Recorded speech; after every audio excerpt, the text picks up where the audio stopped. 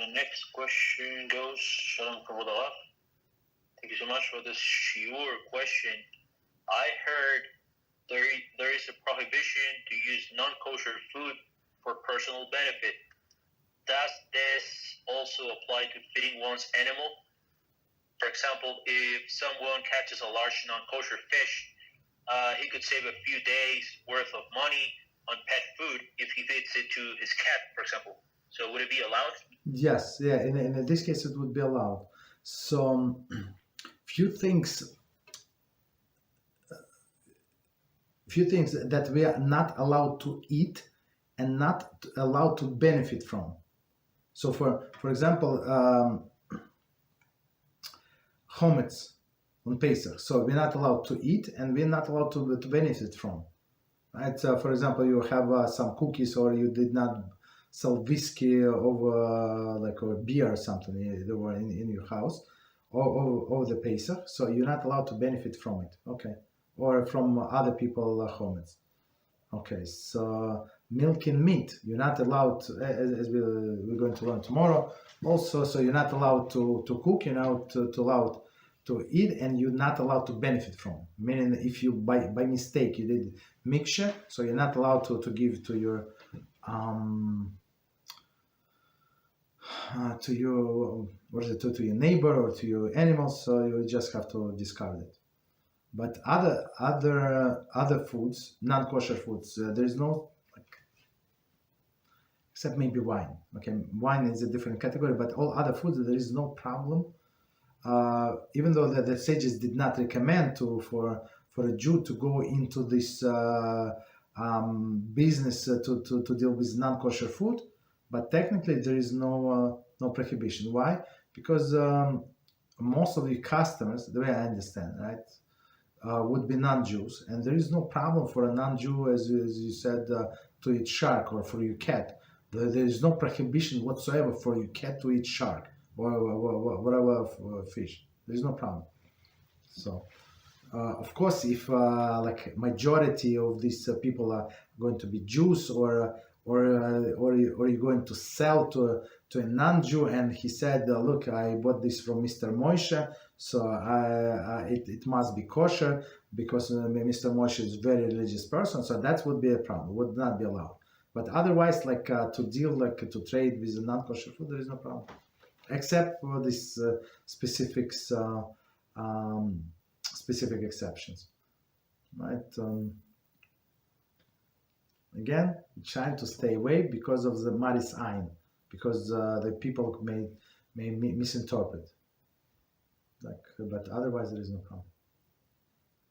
So that this non-kosher fish, I think it's a perfect example. So it's personal, whatever you caught, you want to keep for your cat, there is no problem. Just make sure that you have different knives and stuff like that, and you different board to cut this fish, but otherwise no problem.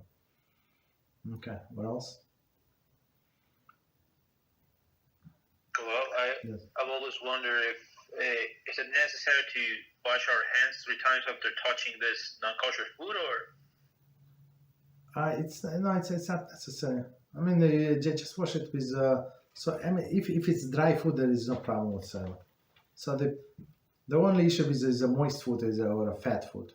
So because it can adhere to your fingers, and you're going to touch something that is kosher or container or something. But otherwise, no problem.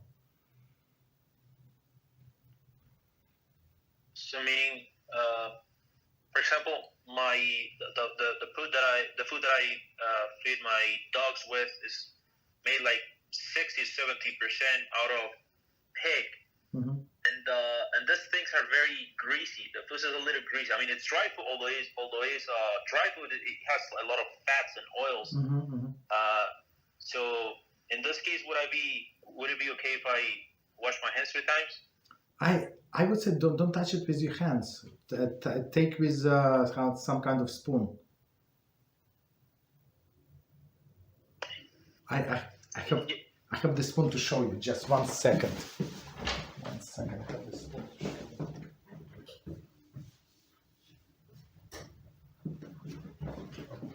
Okay. spoon like this. You understand? So you put it you put it in your dog's plate, and that's it. You don't touch things. You understand? So there are always solutions. Don't handle with your hands. Again, not because it is forbidden, but because maybe it's a little disgusting. Maybe you forget to wash your hands when you lick your fingers. I don't know. Whatever. Yes. Yes. Thank you very much, Rabbi. I use one of this.